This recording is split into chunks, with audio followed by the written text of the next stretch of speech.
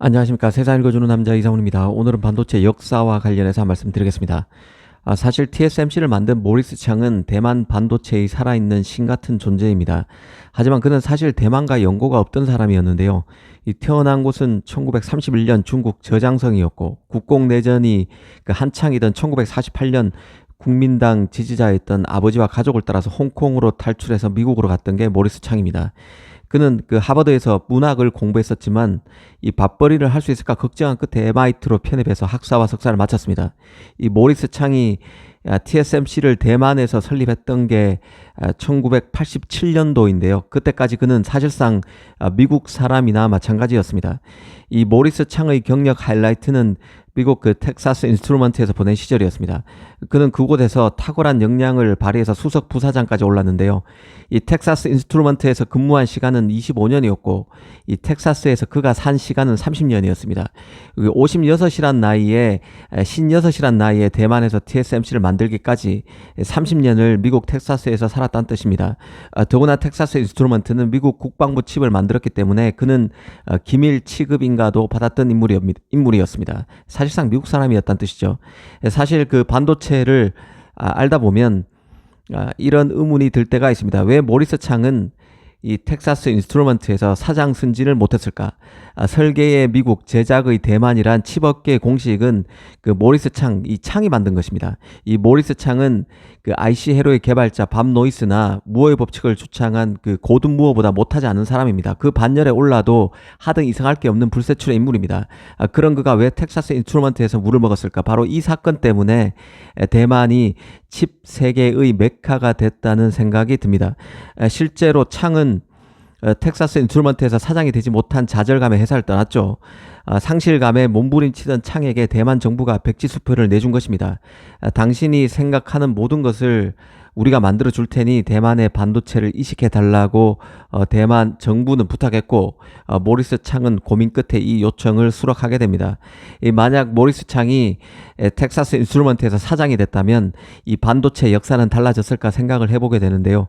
아마 그렇게 됐다면 미국에서 반도체 제조가 제대로 꼽힐 수 있는 계기가 됐을 수도 있다는 생각이 듭니다. 1970년대, 80년대만 해도 이 설계만 하는 팹리스 업체가 생기기 전이었습니다.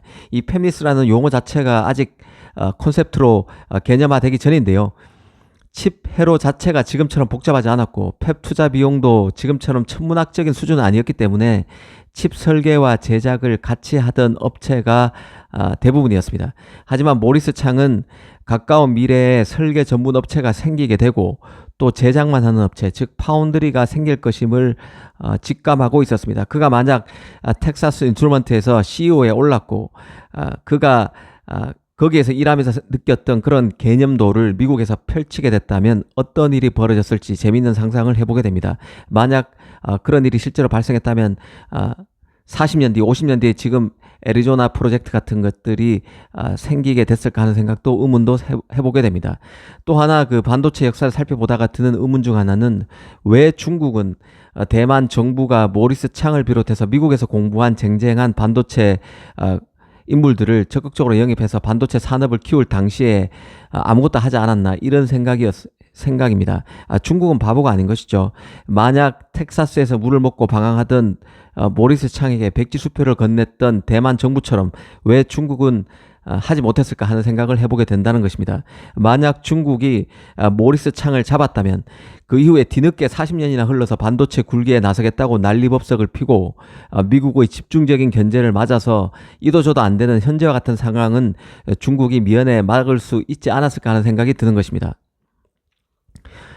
그래서 한번 역사를 곰곰이 따지고 보면 결국의 문제는 정치였습니다. 모리스 창이 텍사스에서 건너와서 미래를 고민할 당시 중국은 마오쩌둥이 남긴 폐해가 심각하던 때였습니다. 그걸 수습하기 바빴다는 뜻이죠.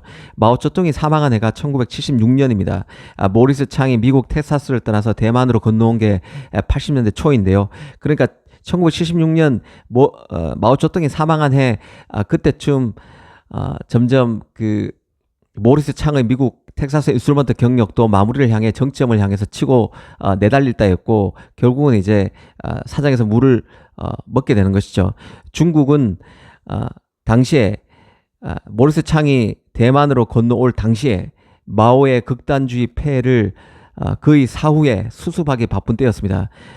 마오의 문화 대혁명이 1966년부터 76년까지 이뤄졌죠. 결국에 마오가 죽고 나서야 문화혁명도 끝나게 됩니다. 문화혁명 대혁명 자체가 전문 지식을 특권의 원천으로 보고 이 지식이 사회주의적 평등을 침해한다는 게 마오의 주장이었기 때문에 반도체 전문가들도 예외 없이 중국에서 숨을 쉴 수 없었을 것입니다. 이 틈을 타서 대만이 클 수 있었던 것이죠. 반도체 칩 업계에서 클 수 있었던 것입니다. 대만 정치인들이 시대를 볼 줄 아는 탁월한 해안, 안목도 반도체를 키우는데 한몫했을 것입니다. 역사에 만약이란 있을 수 없습니다. 하지만 반도체 분야 불세출의 인물이던 모리스 창이 텍사스에서 자신이 원하는 CEO 자리를 얻었다면, 그리고 때마침 창이 자신의 고향이던 중국을 생각했을 때 중국이 문화혁명의 소용돌이 속에서 가학을 적대시만 하지 않았더라면 이 반도체 역사는 지금과는 많이 다른 모습을 하고 있었을 것으로 봅니다. 감사합니다.